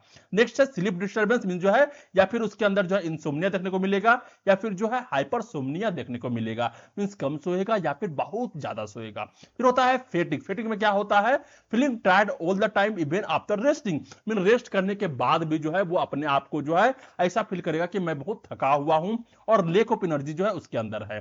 नेक्स्ट है थॉट्स ऑफ डेथ, मरने का इच्छा करेगा उसको। Thinking life is not worth, mean उसको ऐसा लगेगा कि उसका जिंदगी जो है किसी भी तरीके से अच्छा नहीं है, पूरी तरीके से बेकार है। ओके, फिर यहां पर जो है लिविंग हैविंग सुसाइडल थॉट्स, और जो है उसके अंदर जो है सुसाइडल थॉट्स जो है देखने को मिलेंगे। एपेथी, एपेथी क्या होता है, लेक ऑफ इंटरेस्ट और मोटिवेशन। उसके अंदर जो है किसी भी तरीके का जो है इंटरेस्ट नहीं रहेगा, किसी भी तरीके का मोटिवेशन नहीं रहेगा, और किसी चीज में जो है उसको एंजॉयमेंट देखने को नहीं मिलेगा। नेक्स्ट है होपलेसनेस, उसके अंदर जो है आशा नहीं रहेगा। Feeling there is no hope for the future, future के लिए जो है उसके अंदर किसी भी तरीके का कोई भी होप देखने को नहीं मिलेगा। एवरीथिंग फील्स पॉइंटलेस, मीन जो है उसको लगेगा कि हर एक चीज जो है बेकार ही है मेरे लिए, कोई मेरे को हेल्प नहीं कर सकता है। नेक्स्ट है हेल्पलेसनेस, मीन उसको ऐसा लगेगा कि उसको हेल्प करने जो है कोई नहीं आएगा। फीलिंग अनेबल टू चेंज और इंप्रूव लाइफ सिचुएशन, और वो अपने लाइफ को जो है चेंज करना भी नहीं चाहेगा, अपने लाइफ के सिचुएशन को सुधारना भी नहीं चाहेगा। उसको ऐसा लगेगा कि मैं जो है अनेबल हूं अपने लाइफ को चेंज करने में, मींस अपने आप को हेल्पलेसनेस जो है महसूस करेगा। ओके, अब यहां पर नेक्स्ट आता है वर्थलेसनेस, जो कि हम लोगों ने पहले भी देखा था। मींस अपने आप को जो है वर्थलेस महसूस करना, मींस मैं किसी काम का नहीं हूं, मेरे से कोई काम नहीं हो सकता है। वर्थलेसनेस इसी को बोलते हैं। तो कॉन्स्टेंटली फीलिंग इनएडिक्वेट, यूजलेस और लाइक ए बर्डन, अपने आप को बोझ समझेगा, अपने आप को बेकार समझेगा, अपने आप को निकम्मा समझेगा। ठीक है, नेक्स्ट होता है स्पॉन्टेनियस क्राइंग, और जो है बिना मतलब से जो है हमेशा रोता हुआ दिखेगा। तो क्राइंग इजिली और ओपन, कुछ भी हो जाएगा वो रोना शुरू कर देगा, और सम टाइम जो है विदाउट क्लियर रीजन, मींस बिना रीजन को जो है वो रोना शुरू कर देगा, और हमेशा रोता ही रहता है, रोंदू हो जाता है। ठीक है, डिप्रेशन में इंसान जो है रोंदू हो जाता है, हमेशा रोते रहता है। ओके, अब यहां पर जो है नेक्स्ट स्लाइड में चलते हैं और यहां पर जो है नेक्स्ट सिम्टम को देखते हैं जो कि अदर सिम्टम। तो अभी तक जो है हम लोगों ने देखा कॉमन सिम्टम। अब अदर सिम्टम का बात करते हो तो यहां पे 10th नंबर पे आता है डिक्रीज लिबिडो। अब यहां पर लिबिडो क्या होता है? लॉस ऑफ सेक्सुअल डिजायर और इंटरेस्ट इन इंटीमेसी। अब उस इंसान को जो है सेक्सुअल डिजायर नहीं आएंगे, उसको सेक्स करने का इच्छा नहीं करेगा, या फिर जो है इंटीमेसी में जो भी इंटरेस्ट होता है कि मेरे को किसी के साथ इंटीमेट होना है, इस तरीके के डिजायर जो है उसके अंदर नहीं देखने को मिलेंगे। अब यहां पर नेक्स्ट देखने को मिलता है डिपेंडेंसी। डिपेंडेंसी क्या होता है कि मींस हर एक चीज के लिए, चाहे वो इसको इमोशनल सपोर्ट चाहिए हो, चाहे वो फिजिकल सपोर्ट चाहिए हो, उस सारे चीज के लिए जो है वो दूसरे पे डिपेंडेंट हो जाएगा और उसको ऐसा लगेगा कि मेरे से अब कुछ भी नहीं हो सकता, मैं अकेले जो है इन सारी चीज को मैनेज नहीं कर सकता हूं। मींस उसका कॉन्फिडेंस खत्म हो जाएगा। तो over relying on other emotionally और feeling unable to manage alone, और उसको ऐसा लगेगा कि मैं अकेले कोई भी काम को मैनेज नहीं कर सकता हूं। नेक्स्ट होता है पेसिवनेस। पेसिवनेस क्या होता है? नॉट रिएक्टिंग और रिस्पॉन्डिंग एक्टिवली। अगर तुम उससे बात करोगे, क्वेश्चन पूछोगे तो उसका सही तरीके से रिस्पॉन्ड नहीं करेगा और बिकमिंग इंडिफरेंट में जो है अपने आप को डिफरेंट दिखाने का प्रयास करेगा और विड्रॉन कर देगा, मैं जो है कुछ भी नहीं कर सकता हूं, मेरे से बात मत करो। ओके, नेक्स्ट होता है guilt and anger. Guilt and anger क्या होता है? Intense guilt over minor things. अगर छोटा सा भी गलती हो जाएगा, अगर छोटा सा भी गलती हो जाता है, वहां पर जो अपने आप को पूरी तरीके से गिल्ट महसूस करेगा, वो भी बहुत भयानक रूप से। और इरिटेबिलिटी और एंगर विदाउट क्लियर रीजन, और बिना रीजन का, बिना क्लियर रीजन का जो है अपने आप पे गुस्सा भी हो जाएगा या फिर दूसरे पे गुस्सा भी हो जाता है। That's all are the other symptoms. अब जो है हम लोग नेक्स्ट स्लाइड में चलते हैं और यहां पर जो है नेक्स्ट सिम्टम को देखते हैं जो कि है ऑब्जेक्टिव साइन। अब यहां पे हम लोग साइन का बात करते हैं और यहां पे जो साइन है वो है विजिबल्स टू अदर। मींस वैसे इंसान जो कि जो है डिप्रेशन में रहेंगे या फिर जो डिप्रेशन से ग्रसित होगा, उसके अंदर कौन कौन से साइन देखने को मिलेंगे जो कि दूसरे को जो है आसानी से दिख जाएगा। तो पहला होता है अल्टर्ड एक्टिविटी। मींस वैसे एक्टिविटी करेगा जो कि जो है बहुत स्लो हो, बहुत ही पागलपन वाला हो। तो एदर मूविंग वेरी स्लोली, या फिर जो है बहुत स्लो स्लो वो मूव करेगा, या फिर विंग यूजुअली रेस्टलेस, यार जो है वो बिना मतलब का जो है कुछ ना कुछ करते हुए रहेगा। नेक्स्ट होता है पुअर पर्सनल हाइजीन। अपने आप को मेंटेन करके नहीं रखेगा। तो नेग्लेक्टिंग ग्रूमिंग, अच्छे तरीके से ग्रूमिंग नहीं करेगा, बाल इधर उधर है, किसी भी तरीके से घूम रहा है, नंगा घूम रहा है, बाथिंग नहीं करेगा, या फिर ड्रेसिंग जो है प्रॉपर्ली तरीके से नहीं करेगा। नेक्स्ट होता है एपेथी, लेक ऑफ इमोशन। उसके अंदर जो इमोशन नहीं रहेगा, किसी भी तरीके का इंटरेस्ट नहीं रहेगा और एपियर करेगा इंडिफरेंट और सराउंडिंग। सराउंडिंग में जो है वो अलग तरीके से व्यवहार करेगा, ऐसा करेगा कि मेरे को किसी चीज में इंटरेस्ट नहीं है, बैठा हुआ रहेगा कोना में जाके जो है दुबका हुआ रहेगा। इस तरीके के साइन जो है उसके अंदर देखने को मिलेंगे। नेक्स्ट होता है अल्टर्ड सोशल इंटरेक्शन। मींस यहां पे क्या होता है? अवॉइड टॉकिंग, किसी से बात नहीं करेगा, या फिर पार्टिसिपेटिंग विद अदर, या फिर किसी खेल हो रहा है, किसी से बातें करना है, कोई प्रोग्राम हो रहा है तो जरा सा भी जो है उसमें रुचि नहीं दिखाएगा या फिर वो काम को करने का प्रयास नहीं करेगा। नेक्स्ट होता है impairment of cognition. Impairment of cognition का मतलब क्या होता है? डिफिकल्टी इन थिंकिंग, अच्छे तरीके से थिंकिंग नहीं करेगा, कंसंट्रेट किसी चीज में नहीं कर पाएगा, या फिर मेकिंग डिसीजन, कोई भी डिसीजन बनाना हो किसी चीज पर जो है, बातें करना हो तो अच्छे तरीके से बात नहीं करेगा, अपने बात को नहीं रखेगा, अच्छे तरीके से सोचेगा नहीं, कोई भी तरीके का कोई भी डिसीजन ले लेगा, या फिर किसी तरीके से फोकस नहीं कर पाएगा। It's all are the sign of क्या? डिप्रेशन। नेक्स्ट यहां पे देखने को मिलता है डिल्यूजन एंड हेलुसिनेशन। अब डिल्यूजन और हेलुसिनेशन का हम लोग बात करते हैं तो may speak of seeing of hearing things not real और हैविंग फॉल्स बिलीफ। अब उसको जो है किसी ऐसे ऐसे चीज जो है सुनाई देंगे जो कि किसी को नहीं सुनाई दे रहा है, लेकिन उसको सुनाई दे रहा है, वो जो है अलग अलग तरीके की चीज जो है सुनना शुरू कर देगा, या फिर जो है वैसे चीज को सुनेगा जो कि रियलिटी में मौजूद नहीं है, या फिर किसी भी फॉल्स बिलीफ को जो है वो मान के बैठ जाएगा इन सीवियर डिप्रेशन। और ये सारी चीज जो है सीवियर डिप्रेशन में हमें देखने को मिलते हैं। ओके, तो ये सारे जो है ऑब्जेक्टिव साइन थे जो कि दूसरे को दिखते हैं जब जो है कोई इंसान जो है डिप्रेशन में होता है। तो अब यहां पर जो नेक्स्ट देखने को मिल रहा है वो है subjective symptoms mean felt internally. Mean जो है अब इंसान को जो है वो खुद समझ में आएगा कि मेरे अंदर क्या चल रहा है। That's all are the subjective symptoms. तो यहां पे होता है एनहीडोनिया। एनहीडोनिया क्या होता है? लॉस्ट ऑफ इंटरेस्ट और pleasure in activity once enjoyed. Means वैसे चीज जिसपे जो है पहले उसको एंजॉयमेंट आता था, अब उस चीज में उसको एंजॉयमेंट नहीं आ रहा है, किसी चीज को करने का मन नहीं कर रहा है। That is called the anhedonia. Next होता है feeling of worthlessness, hopelessness and helplessness. ये जो है उसके अंदर फीलिंग्स आएगा कि वो बेकार है, उसके अंदर किसी भी तरीके का आशा नहीं है, उसको जो है कोई मदद करने वाला नहीं है। तो believe that nothing with improve और that one's has no value. और ऐसा बिलीव जो है उसके अंदर किसी भी तरीके का वैल्यू ऐड नहीं करेगा, और इस तरीके से वो अपने आप को इंप्रूव भी नहीं करेगा और वो अपने आप को इंप्रूव करना भी नहीं चाहेगा। ठीक है। नेक्स्ट होता है सुसाइडल थॉट्स एंड आइडिया। उसके अंदर जो है सुसाइडल थॉट्स देखने को मिलेंगे, सुसाइडल आइडियाज देखने को मिलेंगे, किस तरीके से मैं मर सकता हूं, किस तरीके से मैं अपने आप को खत्म कर सकता हूं। तो thinking about the wishing for death as an escape, और यहां पर जो है वो सोचेगा कि किसी भी तरीके से हम मौत को पालूं, जिसके कारण से जो है मैं इस चीज को छोड़ के जा सकता हूं, मेरे सारे प्रॉब्लम का इलाज जो है मेरा डेथ ही हो सकता है। अब यहां पे नेक्स्ट आता है सोमेटिक सिम्टम्स। तो अलग अलग तरीके के जब डिप्रेशन आते हैं तो वहां पर जो है डिप्रेशन के कारण जो है बॉडी में भी अलग अलग तरीके के चेंजेस देखने को मिलते हैं। तो वहां पे सोमेटिक सिम्टम के हिसाब से जो है बॉडी रिलेटेड इश्यू देखने को मिलेगा, जैसे कि फेटिग हो गया, एकी हो गया, एपेटाइट लॉस हो गया। और विदाउट मेडिकल इश्यू मींस अगर जो है तुम उसको चेकअप करवाओगे तो किसी भी तरीके का अलग मेडिकल इश्यू देखने को नहीं मिलेगा, लेकिन उसके बॉडी में फेटिग देखने को मिल रहा है, एकी देखने को मिल रहा है, या फिर एपेटाइट लॉस देखने को मिल रहा है, भूख नहीं लग रहा है। तो इतने सारे साइन एंड सिम्टम के बारे में हम लोगों ने बात किया जो कि जो है हमें डिप्रेशन में देखने को मिलता है। अब जो है हम लोग नेक्स्ट चलते हैं और यहां पर जो है नेक्स्ट टॉपिक को देखते हैं, जिसका नाम है डायग्नोसिस ऑफ डिप्रेशन। अगर जो है डिप्रेशन किसी इंसान को है तो हम लोग किस तरीके से डायग्नोसिस कर पाएंगे। तो सबसे पहला यहां पे कहा जाता है कि diagnosis depression is not based on a single test like a blood test और स्किन। अब जो है किसी को डिप्रेशन है या फिर नहीं है, उसका टेस्ट जो है हम लोग सिंपली नहीं कर सकते हैं कि ब्लड टेस्ट करवाएं, कोई स्कैनिंग करवाएं और हम लोग को दिख गया कि हाँ वो इंसान को जो है डिप्रेशन है। इस तरीके से चीजें यहां पे काम नहीं करता है। तो instead it is based on the combination of tools, और यहां पे अलग अलग तरीके के कॉम्बिनेशन ऑफ टूल्स होते हैं जिसके माध्यम से जो है हम लोग डिप्रेशन को डायग्नोस कर पाते हैं। और यहां पे साइकोलॉजिकल असेसमेंट होता है, लैब टेस्ट होते हैं, क्लिनिकल इंटरव्यूज होता है, स्टैंडर्डाइज क्राइटेरिया होता है जो कि ICD-10 और DSM-5 पर जो है आधारित होता है। और इस दोनों के बारे में हम लोग जो है पहले बात कर चुके हैं। ओके, तो यहां पर जो सबसे पहला देखने को मिलता है वो है क्लिनिकल इवैल्यूएशन। सबसे पहले जो है हम लोग क्लिनिकल इवैल्यूएशन करेंगे और यहां पे द डॉक्टर, साइकियाट्रिस्ट और मेंटल हेल्थ नर्स जो है इंटरव्यू लेता है पेशेंट से और समटाइम क्लोज फैमिली मेंबर से। मीन पेशेंट से भी इंटरव्यू होगा और उसके फैमिली मेंबर से भी इंटरव्यू होगा कि किस किस तरीके के सिम्टम जो है उसके अंदर देखने को मिल रहे हैं। ओके, और यहां पे ऑब्जर्व क्या किया जाएगा, तो यहां पे ऑब्जर्व किया जाता है ड्यूरेशन ऑफ सिम्टम। ये जो सिम्टम आ रहे हैं कितने दिन से आ रहे हैं, मस्ट लास्ट एटलीस्ट 2 वीक। अगर 2 हफ्ते से आ रहे हैं तब तो ये डिप्रेशन है। सीवियरिटी उसका देखा जाएगा कि कितना सीवियर है।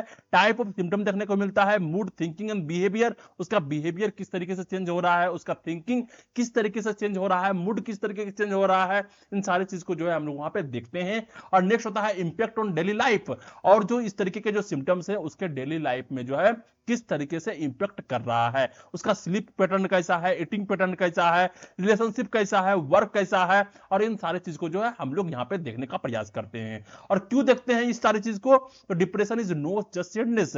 डिप्रेशन का मतलब ये नहीं होता कि वो इंसान सिर्फ सैड बैठा हुआ है, it affect your whole life. अगर कोई इंसान जो है डिप्रेशन में रहेगा तो उसका पूरा लाइफ जो है तितर बितर हो जाएगा, उसके रिलेशनशिप खराब हो जाएंगे, उसके वर्क बैलेंस खराब हो जाएंगे, उसके एपेटाइट जो भी जो है तरीके होंगे वो सारे चेंज हो जाएंगे, अच्छे तरीके से खाना पीना बंद कर देगा, अच्छे तरीके से सोना बंद कर देगा। ये सारे चीज जो है उसके अंदर देखने को मिलते हैं। तो इसीलिए जो है यहाँ पर डॉक्टर या फिर साइकियाट्रिस्ट या फिर जो है नर्सेज जो है अच्छे तरीके से पेशेंट के साथ इंटरव्यू करता है, या फिर पेशेंट के साथ जो भी जो है क्लोज रिलेशन वाले लोग रहते हैं उससे अच्छे तरीके का इंटरव्यू लेने का प्रयास करता है और जानने का प्रयास करता है कि उसके अंदर कौन कौन से सिम्टम देखने को मिल रहे हैं और क्या वो सिम्टम जो है उसके लाइफ को प्रभावित कर रहा है या फिर नहीं कर रहा है, और वो सिम्टम जो है एटलीस्ट 2 वीक तक लगातार है या फिर नहीं है। ओके, अब यहां पर नेक्स्ट जो डायग्नोसिस देखने को मिलता है वो है साइकोलॉजिकल टेस्ट स्केल। अब यहां पे एक टेस्ट है, एक स्केल है जिसके माध्यम से जो है हम लोग यहां पे जांच करते हैं। तो ये कहलाता है this are the standardised questionnaires used to measure the severity and progress of depression. अब ये जो है एक क्वेश्चनर है, यहां पे बहुत सारे क्वेश्चन होते हैं और इस क्वेश्चन के माध्यम से हम लोग जो है उस डिप्रेशन के सीवियरिटी को या फिर उसके प्रोग्रेस को जो है देखने का प्रयास करते हैं। तो सबसे पहला जो यहां पर टेस्ट आता है वो है बेक डिप्रेशन इन्वेंटरी। क्या है बेक डिप्रेशन इन्वेंटरी, इसको BDI बोलते हैं। और यहां पे self reported scale with 21 question, यहां पर जो है 21 क्वेश्चन होता है, यहां पे पेशेंट जो है खुद पढ़ता है और उसके हिसाब से उसका जवाब देता है। तो यहां पे मेजर करते हैं सिम्टम्स को, जैसे कि सैडनेस, गिल्ट, फेटिग, सुसाइडल थॉट्स। तो यहां पे बहुत सारे क्वेश्चन आते हैं, जैसे कि जो है क्या तुमको मरने का इच्छा करता है, क्या क्या तुम्हारे अंदर थकावट देखने को मिलता है, क्या तुम गिल्ट महसूस करते हो कि मैं ही सभी चीज का रीजन हूं, या फिर तुम्हारे अंदर कितना सैडनेस है। इस तरीके के सारे क्वेश्चन जो है उसके अंदर लिखा होता है और उसी के हिसाब से जो है वो उसका आंसर करता है। और इस तरीके से हम लोग जान पाते हैं कि वो कितने तरीके क्वेश्चन को जो है पॉजिटिवली तरीके से देता है। ओके, फिर यहाँ पे आता है score tells if depression is mild, moderate और सीवियर, और इस तरीके से हम लोग स्कोर करते हैं और उसके हिसाब से बताते हैं कि वो जो डिप्रेशन है वो कितना माइल्ड है, कितना मॉडरेट है, या फिर कितना सीवियर तरीके से उसके अंदर जो है देखने को मिल रहा है। ओके, अब यहां पर नेक्स्ट आता है हैमिल्टन रेटिंग स्केल और डिप्रेशन। तो इससे पहले जो बेक डिप्रेशन इन्वेंटरी था, यहां पर जो पेशेंट है वो खुद से जो है यहां पे बोलने का प्रयास कर रहा था कि उसके अंदर क्या क्या प्रॉब्लम है, और क्वेश्चन के हिसाब से जो है वहां पे जवाब दे रहा था। अब यहां पे जो हैमिल्टन रेटिंग स्केल है, जो डिप्रेशन का HMD है, वो क्लिनिकल रेटेड स्केल होता है। यहाँ पे क्लिनिशियन जो है अच्छे तरीके से रेट करता है, यूज्ड बाय डॉक्टर और नर्स। डॉक्टर और नर्स जो है इसका उपयोग करते हैं। Include sleep, appetite, anxiety, somatic symptom, और यहाँ पे चेक करता है कि उसका सोमेटिक सिम्टम क्या क्या है, उसके अंदर एंजाइटी कितना है, एपेटाइट कैसा है उसका, उसका स्लीप जो है किस तरीके से काम कर रहा है, कितना सोता है, इन सारी चीज को जो है अच्छे तरीके से जांच करता है। और ऑफन यूज्ड इन हॉस्पिटल और रिसर्च, और ये सारी चीज जो है हॉस्पिटल और रिसर्च में जो है अच्छे तरीके से यूज किए जाते हैं। यहाँ पे दो तरीके का टेस्ट था, पहला था बेक डिप्रेशन इन्वेंटरी और सेकंड था Hamilton rating scale for depression. तो जो बेक डिप्रेशन इन्वेंटरी था, यहाँ पे बहुत सारे क्वेश्चन होते हैं और क्वेश्चन के हिसाब से जो है पेशेंट वहां पे जवाब देता है, और उसके माध्यम से हम लोग जान पाते हैं रेटिंग कर करके कि कितने तरीके के जो है वहां पे डिप्रेशन देखने को मिल रहे हैं, चाहे वो माइल्ड है, मॉडरेट है, या फिर सीवियर है। और नेक्स्ट होता है हैमिल्टन रेटिंग स्केल, और यहां पर जो है डॉक्टर और नर्स जो है अच्छे तरीके से नोटिस करते हैं कि उसका स्लीप साइकिल कैसा है, एपेटाइटिस साइकिल कैसा है, एंजाइटी कैसा है, या फिर सोमेटिक सिम्टम जो है किस किस तरीके से देखने को मिल रहे हैं, और उसके हिसाब से जो है यहाँ पे स्केल कर पाते हैं इस टेस्ट के माध्यम से। और यहाँ पे अगर हम लोग रिमेंबर का बात करें तो BDI होता है बाय पेशेंट और HMD होता है बाय डॉक्टर। तो इस तरीके से हम लोग बात कर सकते हैं, और यहाँ पे अगर क्वेश्चन आता है तो इस तरीके से हम लोग यहाँ पे लिख सकते हैं। ओके, अब यहां पर जो थर्ड डायग्नोसिस देखने को मिल रहा है वो है डेक्सामेथासोन सप्रेशन टेस्ट। क्या है? डेक्सामेथासोन सप्रेशन टेस्ट, जिसको DST भी बोला जाता है। अब यहां पे क्या होता है, a blood test used to check how your body control cortisol.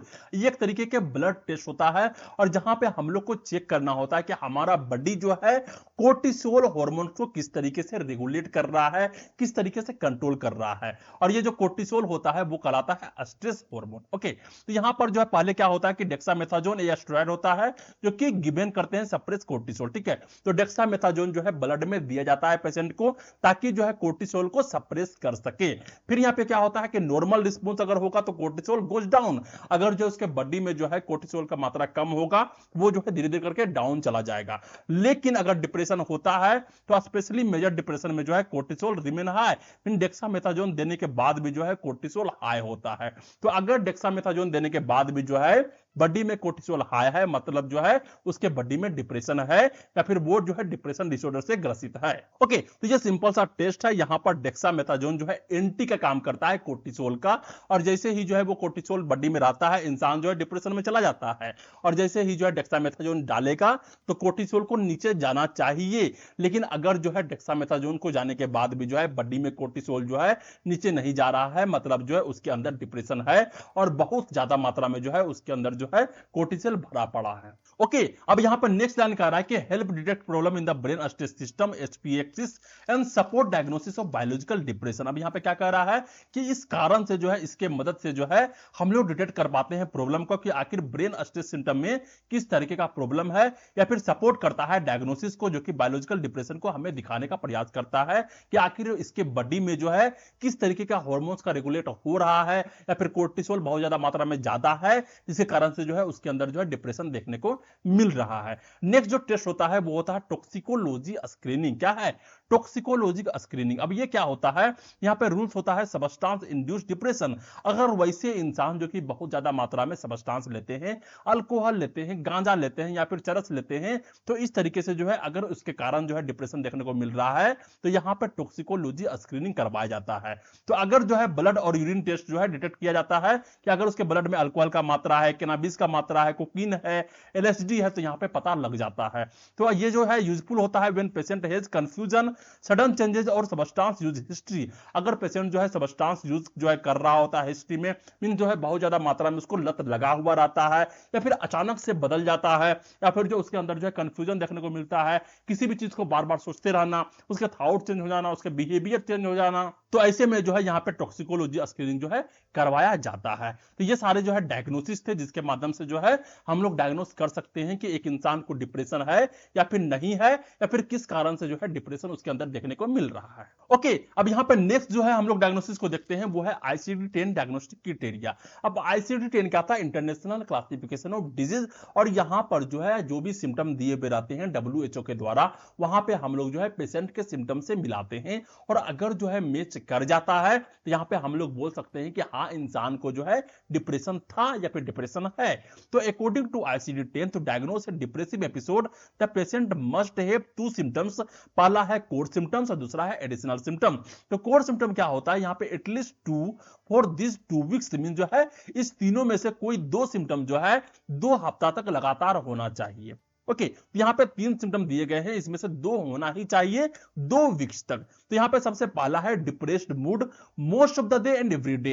Mean जो है उस इंसान के अंदर जो है डिप्रेस्ड मूड देखने को मिलेगा, या फिर जो है लगातार कंटिन्यू चल ही रहा है, या फिर जो है एवरी डे या फिर मोस्ट ऑफ द डे जो है देखने को मिल रहा है। सेकेंड होता है लॉस ऑफ इंटरेस्ट और प्लीजर। उसके अंदर जो है किसी भी तरीके का इंटरेस्ट नहीं है, किसी भी तरीके का प्लीजर देखने को नहीं मिल रहा है। थर्ड है रिड्यूस्ड एनर्जी और इंक्रीज्ड फैटिग। मीन जो है उसका एनर्जी जो है पूरी तरीके से रिड्यूस्ड हो रहा है, या फिर उसके अंदर जो है थकावट देखने को मिल रहा है, जबकि वो अच्छी तरीके से नींद भी लेता है तब भी, है ना। तो ये 3 सिम्टम जो है यहाँ पे लिखे गए हैं, और अगर इस 3 सिम्टम्स में 2 सिम्टम जो है 2 वीक तक लगातार देखने को मिल रहा है, तो यहां पर हम लोग बोल सकते हैं कि हाँ, उस इंसान को जो है क्या है? डिप्रेशन है। फिर यहाँ पे आता है एडिशनल सिम्टम, और यहाँ पे अगर 2 और सिम्टम मिल गए तो यहां पर कह सकते हैं कि हाँ, पक्का जो है उसको डिप्रेशन है।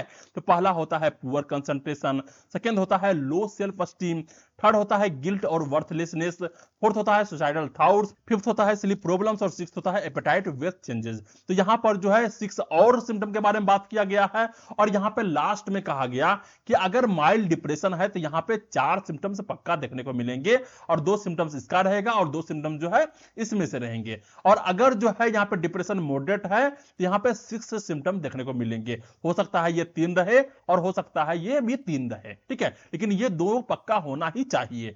नेक्स्ट, अगर सीवियर डिप्रेशन है तो यहां पे 8 और मोर सिम्टम भी देखने को मिल सकता है, और विद और विदाउट साइकोटिक फीचर्स। हो सकता है कि ये 6 सिम्टम्स रहे और ये तीनों सिम्टम्स भी जो है उसके अंदर देखने को मिले। तो ऐसे में हम लोग कह सकते हैं कि उस इंसान के अंदर जो है सीवियर डिप्रेशन देखने को मिल रहा है। ओके, तो इस तरीके से जो है हम लोग इंसान के अंदर जो है डायग्नोस कर पाते हैं कि उस इंसान के अंदर जो है डिप्रेशन है या फिर नहीं है, या फिर डिप्रेशन है भी तो वो माइल्ड में है, मॉडरेट में है, या फिर सीवियर तरीके से उसके अंदर जो है फैला हुआ है। तो हम लोग नेक्स्ट स्लाइड में चलते हैं और यहां पर जो है नेक्स्ट टॉपिक को देखते हैं, जिस टॉपिक का नाम है treatment modalities of depression. Mean जो है डिप्रेशन में ऐसे कौन कौन से ट्रीटमेंट मॉडलिटीज होते हैं जिसका हम लोग यूज करते हैं डिप्रेशन को ठीक करने में, सही करने में, सुधार करने में।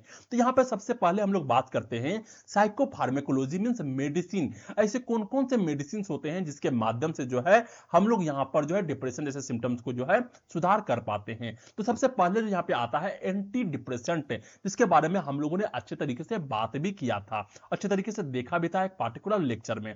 तो एंटी डिप्रेसेंट जो है वर्क करता है बैलेंसिंग ब्रेन केमिकल्स। तो हमारे ब्रेन के केमिकल्स को जो है सही तरीके से बैलेंस करने का काम जो है एंटी डिप्रेसेंट करता है। और वो केमिकल्स कौन होते हैं? वो केमिकल्स होते हैं सेरोटोनिन और नोराएपिनेफ्रिन। ये 2 केमिकल्स होते हैं जो कि न्यूरोट्रांसमीटर है, और इसी को बैलेंस करके जो है यहां पर जो है एंटी डिप्रेसेंट का रोल निभाया जाता है। ओके, फिर यहां पर उसके टाइप को देखते हैं। तो पहला टाइप आता है SSRIs, और इसको बोला जाता है सिलेक्टिव सेरोटोनिन रिएप्टिक इनहिबिटर।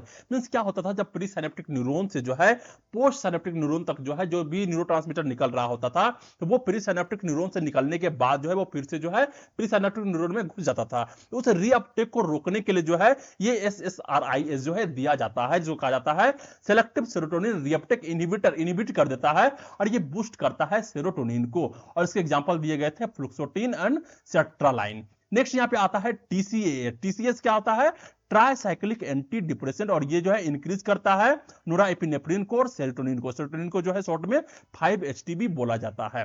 और इसके एग्जांपल होते हैं एमिट्राइप्टाइलिन और इमिप्रामाइन्स। ओके, अब यहां पर नेक्स्ट देखने को मिलता है MAOIS। मीन जो है इसको बोला जाता है मोनोएमाइन ऑक्सीडेज इनहिबिटर, मोनोएमाइन ऑक्सीडेज इनहिबिटर, और ये स्टॉप करता है ब्रेकडाउन ऑफ नोराएपिनेफ्रिन और सेरोटोनिन। अब यहां पे क्या होता था, जब भी जो है न्यूरोट्रांसमीटर प्री सिनेप्टिक न्यूरॉन से पोस्ट सिनेप्टिक न्यूरॉन तक जा रहा होता था तो उसके बीच में जो है कोई केमिकल्स आते थे और उसको ब्रेक डाउन कर देते थे, किसको, न्यूरोट्रांसमीटर को। तो उस न्यूरोट्रांसमीटर को ब्रेक डाउन से बचाने के लिए जो है मोनोएमाइन ऑक्सीडेज इनहिबिटर दिया जाता था, और जो जो केमिकल्स थे मोनोएमाइन ऑक्सीडेज यही जो है ब्रेक डाउन करता था।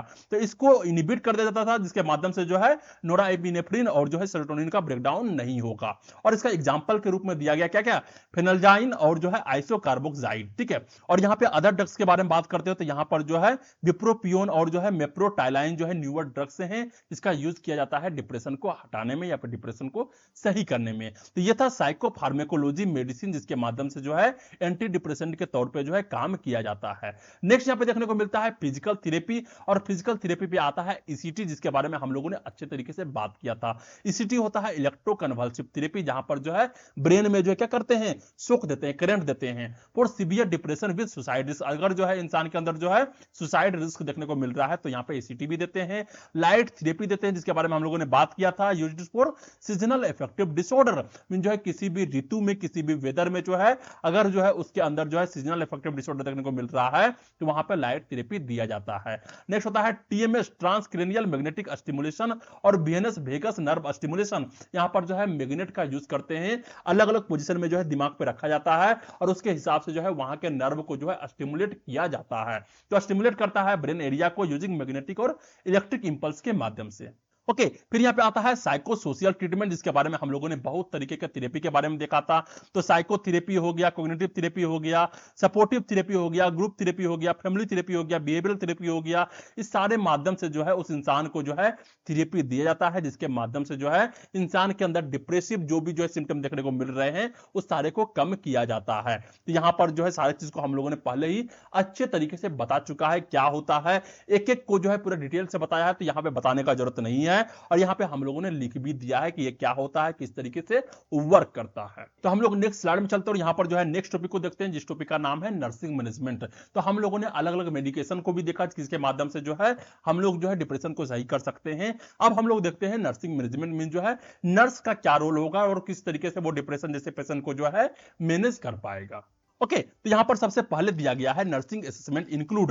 अगर हम लोग नर्सिंग असेसमेंट के बारे में बात करते हैं तो यहां पे क्या क्या चीज जो है इंक्लूड होते हैं। सबसे पहला होता है चेक सुसाइड रिस्क, क्या एक पेशेंट जो है कितना हद तक जो है वो अपने आप को सुसाइड करवा सकता है, इस चीज के बारे में यहां पे चेक करना है।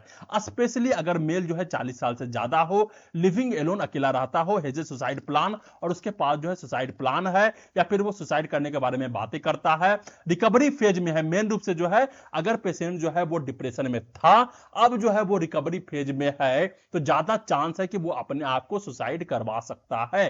क्योंकि जब जो है वो जो है डिप्रेशन में था, बहुत ज्यादा हद डिप्रेशन में था, तो उस समय जो है उसको किसी भी तरीके का थॉट्स नहीं आता था। लेकिन जैसे ही जो है वो रिकवरी प्लान में जाएगा, उसी समय जो है उसको थोड़ा थोड़ा जो अनुभव होने लगेगा कि मैं जो हूं वर्थलेसनेस हूं, बेकार हूं, मेरे को मर जाना चाहिए। ठीक है, अब यहां पर नेक्स्ट देखने को मिलता है आस्क अबाउट, मीन जो है पेशेंट से जो है पूछना है उसके वर्क के बारे में, फैमिली, फाइनेंसेस, स्लीप, एपेटाइट के बारे में, या फिर उसका थॉट कैसा चल रहा है, मूड कैसा है, उसके अंदर एनर्जी कैसा है, हाइजीन को मेंटेन रखते हो या फिर नहीं रखते हो, इन सभी चीज के बारे में उससे बातें करना है।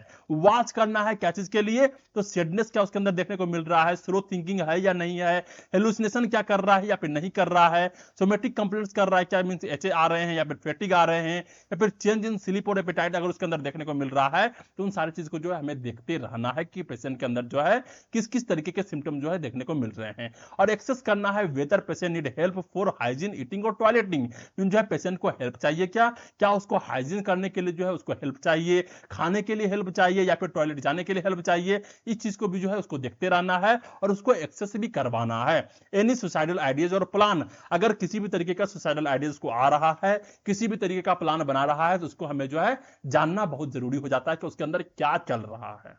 ओके, तो ये सारे जो है नर्सिंग मैनेजमेंट थे जो कि नर्सेस के द्वारा जो है किया जाता है एक डिप्रेशन वाले पेशेंट में। अब हम लोग नेक्स्ट चलते हैं और यहां पर देखते हैं नर्सिंग डायग्नोसिस। यहां पे एक दो जो है नर्सिंग डायग्नोसिस के बारे में बात करेंगे कि आखिर किस किस तरीके से नर्सिंग डायग्नोसिस जो है यहां पे देखने को मिलता है। तो सबसे पहला आता है high risk for self directed violence. अब ऐसे भी पेशेंट हो सकते हैं जो कि अपने आप को जो है मारना चाहते हैं, तो यहां पर जो है सेल्फ डायरेक्टेड वायलेंस का जो है हाई रिस्क हो सकता है, जो कि नर्सिंग डायग्नोसिस 1 में हमें देखने को मिल रहा है। ये रिलेटेड हो सकता है किस चीज के लिए, डिप्रेस्ड मूड के लिए, फीलिंग्स ऑफ वर्थलेसनेस के लिए, या फिर एंगर टर्न्ड इनवर्ड जो है अपने आप के लिए गुस्सा हो तो। और इसका गोल होता है patient will not harm self, और इस नर्सिंग डायग्नोसिस का मेन गोल होता है कि पेशेंट जो है अपने आप को हार्म ना कर दे। ओके, इंटरवेंशन यहां पे दिया गया है, और व्हाई इट मैटर मींस जो है रेशनल यहां पे दिया गया है। तो इंटरवेंशन क्या है, उससे आस्क करना है डायरेक्टली तरीके से, are you thinking about harming yourself, means क्या तुम अपने आप को मारना चाहते हो। और ये डायरेक्ट क्वेश्चन होता है हेल्प एक्सेस रिस्क, और इसके माध्यम से जो है हम लोग यहाँ पे हेल्प कर पाते हैं, रिस्क को जान पाते हैं, प्लान्स के बारे में, मीनिंग के बारे में कि हाई सुसाइड रिस्क के अंदर है या फिर नहीं है। नेक्स्ट है सेफ इन्वायरमेंट, वहां के इन्वायरमेंट को जो है सेफ रखना है, रिमूव करना है शार्प ऑब्जेक्ट को, ग्लास को, स्टेप्स को, ताकि किसी माध्यम से जो है वो अपने आप को क्षति ना करवा दे। ओके, और यहां पर प्रिवेंट करना होता है access to dangerous item, mean जो है जो भी डेंजरस आइटम है उसको वहां से हटा देना है, जिसके माध्यम से जो है वो अपने आप को क्षति कर सकता है। अब यहां पर थर्ड आता है नो सुसाइड कॉन्टेक्ट, मीन जो है उस पेशेंट के साथ जो है नो सुसाइड कॉन्टेक्ट जो है साइन करवाना है, चाहे वो वर्बली तरीके से हो या फिर रिटर्न तरीके से हो, प्रोमिस करवाना है कि आप जो है सुसाइड नहीं करोगे। और उसके अंदर जो है ट्रस्ट बिल्ड करवाना है, गिवन पेशेंट रिस्पॉन्सिबिलिटी, और अलग अलग तरीके की रिस्पॉन्सिबिलिटी देना है, और उसको सही तरीके से ट्रस्ट देना है कि आपको किसी भी तरीके की कोई भी जरूरत हो तो हमसे आप बात कर सकते हैं, और आपको प्रॉमिस करना है कि आप कभी भी जो है सुसाइड करने का प्रयास नहीं करेंगे। अब यहां पे फोर्थ नंबर का आ रहा है क्लोज मॉनिटरिंग, मीन जो है उसको अच्छे तरीके से मॉनिटर करते रहना है, keep near nursing station, nursing station के सामने जो है उसको रखना है, और प्रिवेंट करना है पैसिव सुसाइड से, मतलब जो है स्टार्विंग करके या फिर जो है स्लीपिंग इन टब। हो सकता है कि जब भी उसको खाना देने को मिले वो खाना ना खाए और वो भूख से मरना चाहता हो, या फिर जो है टब में स्लिप करना चाहता हो, स्लिप करके जो है पानी को भर देगा और वो उस तरीके से मरना चाहेगा। तो इस तरीके से भी जो है वहां पे ध्यान देते रहना है कि कोई पैसिव तरीके से जो है वो अपने आप का जान ना ले ले। नेक्स्ट होता है एक्स्ट्रा विजिलेंस ड्यूरिंग रिकवरी, वहां पर जो है एक्स्ट्रा अच्छे तरीके से जो है वहां पे ध्यान रखना है। रिस्क में rise with energy return but mood is still low, और यहां पर रिस्क ऐसा भी रहता है कि एनर्जी जो है उसको फिर से लौट के आ जाए, लेकिन मूड जो है यहां पे डाउन फिर से रहेगा। तो यहां पर जो है रिकवरी के तौर पे जो है वहां पे बहुत ज्यादा मात्रा में जो है वहां पे ध्यान देना है। नो लॉक्ड बाथरूम, जब भी जो है वो बाथरूम जाएगा तो वहां पर जो है उसको लॉक्ड करके जाने नहीं देना है, हमेशा दरवाजा खुला ही रहेगा। और प्रिवेंट करना है अनसुपरवाइज सुसाइड अटेम्प्ट, मीन जो है अगर कोई सुपरवाइज नहीं कर रहा हो तो उस समय जो है वो अटेम्प्ट कर सकता है सुसाइड का, तो यहां पर भी उसको ध्यान रखना है, बाथरूम में लॉक नहीं लगाना है। नेक्स्ट है वाच सडन हैप्पीनेस, और अगर जो है वो अचानक से खुश हो जाता है तो उसको वॉच करते रहना है। ये सडन अपलिफ्ट, अगर अचानक से जो है उसको जो है खुशी मिल रहा है तो ये एक रेड फ्लैग है बिफोर एन अटेम्प्ट, मीन अगर जो है उसको कोई तरीका मिल गया हो जिसके माध्यम से जो है वो मर सकता है तो वहां पे अचानक से वो खुश हो जाएगा, और अचानक से अगर खुश हो रहा है वो इंसान तो वहां पे रेड फ्लैग है, मींस उसको कोई तरीका मिल गया है जिसके माध्यम से जो है वो अपने आप को अटेम्प्ट करना चाहता है। नेक्स्ट है इनकरेज एक्सप्रेशन, वहां पे उसके अंदर क्या चल रहा है, क्या चीज उसके अंदर फीलिंग चल रहा है, उस चीज को जो है एक्सप्रेशन करने के लिए जो है उसको इनकरेज करना है। और वेंटिंग इमोशन रिड्यूस इंटरनल एंगर और प्रेशर, उसके अंदर क्या इंटरनल एंगर है, क्या प्रेशर है, क्या इमोशन है, उसको जो है बताने के लिए जो उसको क्या करना है, फोर्स करना है, या फिर उसके साथ जो अच्छे तरीके से ट्रस्ट को बिल्ड करना है, और इस कारण से जो है वो अपने सारे फीलिंग्स को जो है अच्छे तरीके से शेयर कर पाएगा। ओके, तो ये था नर्सिंग डायग्नोसिस फर्स्ट। अब जो है हम लोग नर्सिंग डायग्नोसिस सेकंड देखते हैं, और वो डायग्नोसिस सेकंड जो है किसके बारे में है, डिसफंक्शनल ग्रीविंग, मीन जो है पूरे शोक में है और यहां पर जो है किसी तरीके से कोई भी काम नहीं करता है। तो ये रिलेटेड क्या होता है, रिलेटेड होता है रियल और परसिव्ड लॉस और बिरेवमेंट, मीन यहाँ पे क्या होता है कि अगर वो कोई इंसान को लॉस कर दिया है जिससे जो है वो बहुत ज्यादा मात्रा में प्यार करता था, तो यहां पर जो इस सारी चीज जो है देखने को मिलता है। और एविडेंस होता है डिनायल ऑफ लॉस, मीन जो है वो लॉस करना नहीं चाहता था। इनएप्रोप्रिएट एंगर है उसके अंदर, inability to perform daily task, और जो है वो किसी भी तरीके का डेली टास्क जो है नहीं कर पाता है। ऑब्जेक्टिव क्या होता है इसका, तो patient with verbalise normal grieving behaviour, और अपने जो भी ग्रीविंग बिहेवियर है उसको सही तरीके से बोल पाए, बता पाए, अच्छे तरीके से जो है अपने फीलिंग्स को जो है सामने रख पाए। ओके, और गोल क्या होता है इस डायग्नोसिस का, तो गोल होता है सपोर्टिव ग्रीफ प्रोसेसिंग और जेंटल एक्टिविटी, मीन जो है अपने ग्रीफ प्रोसेसिंग को जो है अच्छे तरीके से सपोर्ट कर पाए, और जेंटल एक्टिविटी जो है सही तरीके से अपने लाइफ में कर पाए। तो इसका इंटरवेंशन जो भी होगा, एक्सेस ग्रीफ स्टेज, जो भी ग्रीफ स्टेज होता है उसको अच्छे तरीके से एक्सेस करवा पाना। नेक्स्ट है बी एक्सेप्टिंग और इंपैथेटिक, मीन जो एक्सेप्ट करना, क्योंकि ठीक है अगर किसी का लॉस हो गया है तो कोई बात नहीं, और यहां पर जो उसके सामने रख है बात करके सिंपैथी से इंपैथी से जो है उससे बातें करना है। एक्सप्लोर करना है रिडायरेक्ट एंगर को, मींस किस कारण से जो है उसके अंदर जो है गुस्सा है उसको जो है एक्सप्लोर करना है, और उसको बताने का प्रयास करना है कि अब जो है कुछ भी नहीं होगा, कोई भी प्रॉब्लम नहीं है, लोग का लॉस होते रहता है, फिर से लोग आते हैं, फिर से नई जिंदगी स्टार्ट होती है और स्टार्ट विद सिंपल टास्क, और जो है उसको छोटे छोटे टास्क देना है जिसके माध्यम से जो है वो अपने लाइफ को फिर से शुरू कर पाए। ओके और ये मैटर क्यों करता है, तो यहां पे बोला गया understanding where the patient is stuck help plan effective care, और यहां पर जो है पेशेंट को अंडरस्टैंड करवाना है कि आखिर वो किस चीज से स्टक कर गया है, क्या चीज उसको हेल्प चाहिए और क्या क्या इफेक्टिव केयर है जिसके माध्यम से जो है वो उसको हेल्प कर सकता है। बिल्ड करना है ट्रस्ट को, क्रिएट करना है हीलिंग एंड सपोर्टिव स्पेस को जिसके माध्यम से जो है वो उसको हील कर पाए, समझा पाए इंपैथी से, सिंपैथी से। नेक्स्ट होता है help the patient face with true feelings and move forward, और यहाँ पे पेशेंट को जो है फेस करवाना है ट्रू फीलिंग्स से, आखिर किस कारण से तुम्हारे अंदर ये चल रहा है, क्या इसका ट्रू फीलिंग्स होना चाहिए। देखो अलग लोगों के साथ भी जो है ये सारी चीज जो है हो रही है और किस तरीके से जो है वो उस चीज से जो है मूव कर पा रहा है, इस सारी चीज को जो है उसको दिखाना है। नेक्स्ट होता है easy activity relieve tension and slow rebuild routine plus confidence, और अगर जो है छोटा छोटा एक्टिविटी जो है उसके लाइफ में आता है तो उसके माध्यम से उसका टेंशन जो है रिलीज होता है और अपने आप को रिबिल्ड करवा पाता है, चाहे वो रूटीन के मामले में हो चाहे वो कॉन्फिडेंस के मामले में हो। तो ये था नर्सिंग डायग्नोसिस 2 जिसके माध्यम से जो है अगर एक इंसान जो है ग्रीविंग में है, किसी के लॉस होने के बाद जो है वो शोक में है, तो वहां से अगर कोई काम को नहीं करवा पा रहा है तो उसको फिर से जो है उसको लौटा के लेके आना है और यहां पर जो उसको सही करने का प्रयास करना है। तो आज के लेक्चर में हम लोगों ने जो है डिप्रेशन के बारे में अच्छे तरीके से पढ़ा, डिप्रेशन क्या होता है, किस कारण से होता है, कौन कौन से सिम्टम्स होते हैं, कौन कौन से साइन होते हैं, अच्छे तरीके से हम लोगों ने सब चीजों को देखा। चाहे वो नर्सिंग मैनेजमेंट क्या होता है, नर्सिंग प्रोसेस क्या होता है, इन सभी चीजों के बारे में हम लोगों ने बात किया। ये लेक्चर तुमको कैसा लगा, कितना समझ में आया, कितना समझ में नहीं आया, नीचे कमेंट करना है। कौन सा जो है प्रॉब्लम तुम्हारे मन में रह गया है वो भी नीचे कमेंट करना है, मैं उसका जवाब जो है जरूर दूंगा, और कमेंट जरूर करना है क्योंकि इसी से मुझे मोटिवेशन मिलता है इस तरीके के वीडियोस को बनाने में। वीडियो को शेयर करो अपने वैसे दोस्तों को जिसको समझ में नहीं आता है, वीडियो को लाइक करो और सब्सक्राइब करो हमारे चैनल को। Okay, thank you.